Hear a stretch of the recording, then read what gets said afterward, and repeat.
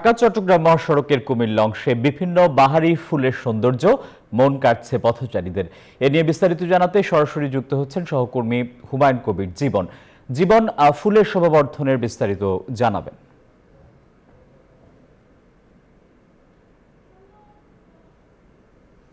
আসিফ টিপু, আপনাকে ধন্যবাদ জানাচ্ছি। ঢাকা চট্টগ্রাম মহাসড়কের কুমিল্লার অংশে যেদিকে চোখ পড়ে সেদিকে কিন্তু ফুলের সমাহার, এবং এই ঢাকা চট্টগ্রাম মহাসড়কের কুমিল্লার 100 কিলোমিটার দূরে কিন্তু বিভিন্ন বাহারি ফুলের কিন্তু মহাসড়ক সেজেছে।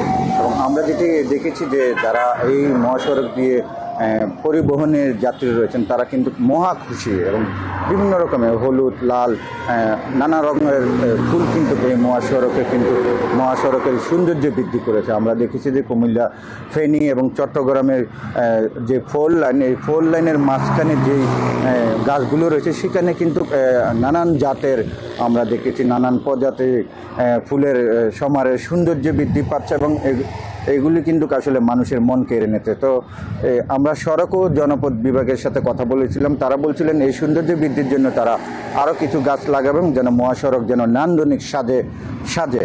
তো এই ছিল কুমিল্লা থেকে আমার কাছ থেকে ফুলের সৌন্দর্যের সর্বশেষ। আসি।